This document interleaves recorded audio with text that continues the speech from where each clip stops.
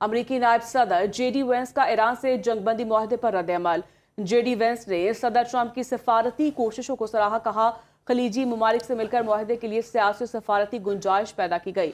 معاہدہ مشرق وسطیٰ میں نئے دور کے آغاز کی علامت ہے۔ امریکی نائب صدر جے ڈی وینس نے کہا کہ وہ امن معاہدے پر دستخط کی تقریب میں شرکت کے لیے جنیوا جائیں گے۔ جے ڈی وینس کا مزید کہنا تھا کہ ایران کبھی ایٹمی ہتھیار نہیں بنا سکے گا۔ اگر ایران معاہدے کی مکمل پاسداری کرتا ہے تو مشرق وسطیٰ میں مثبت تبدیلی آ سکتی ہے۔ امریکی نائب صدر کے مطابق حالیہ کشیدگی کے باعث امریکی شہری تیل اور گیس کی بڑھتی ہوئی قیمتوں سے متاثر ہوئے۔ جے ڈی وینس نے امید ظاہر کی کہ معاہدے کے بعد تیل اور گیس کی عالمی قیمتیں مستحکم ہو جائیں گی۔ فرانس، جرمنی، اٹلی اور برطانیہ کا ایران امریکہ معاہدے کا خیر مقدم۔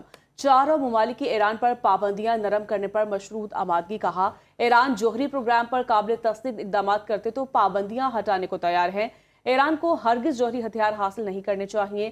برطانوی وزیراعظم کیئر سٹارمر نے ایران اور امریکہ کے درمیان طے پانے والے تاریخی امن معاہدے کا والہانہ خیر مقدم کیا۔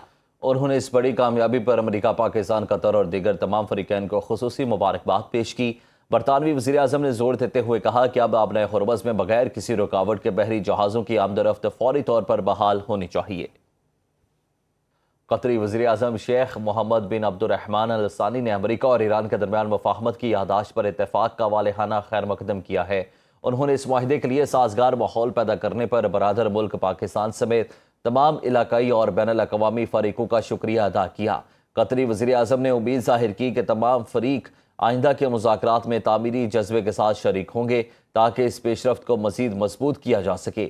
انہوں نے اس عزم کو دہرایا کہ قطر مذاکرات کے ذریعے خطے اور عالمی سطح پر امن و استحکام کے لیے ان کوششوں کی ہمیشہ حمایت کرتا رہے گا۔ ترک صدر رجب طیب اردوان نے امریکہ اور ایران کے درمیان ہونے والے امن معاہدے کا والہانہ خیر مقدم کرتے ہوئے اس خطے میں امن و سکون کے قیام کے لیے ایک انتہائی اہم پیش رفت قرار دیا۔ انہوں نے امید ظاہر کی کہ دنیا کو طویل عرصے سے جس خوشخبری کی ضرورت تھی، یہ معاہدہ خطے میں پائیدار امن اور سلامتی کا راستہ ہموار کرے گا۔ ترک صدر نے خبردار کیا معاہدے پر دستخط ہونے تک تمام فریقین ایسے بیانات، اشتعال انگیزی اور اقدامات سے گریز کریں جس سے تناؤ بڑھے اور ممکنہ سبوتاژ کے خلاف الرٹ رہیں۔ انہوں نے اس تاریخی نتیجے کے لیے پاکستان کی غیر معمولی ثالثی کی کوششوں کی کھل کر تعریف کی اور قطر اور سعودی عرب کی سفارتی حمایت کو بھی سراہا۔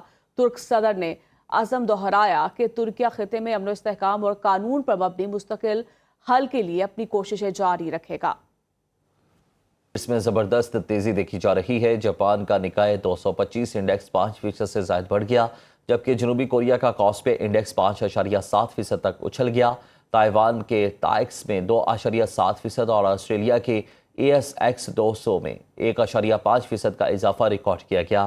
امریکی فیوچرز مارکیٹ میں بھی S&P 500 میں 1% اور نیسڈیک انڈیکس میں 1.6% کی تیزی دیکھی گئی۔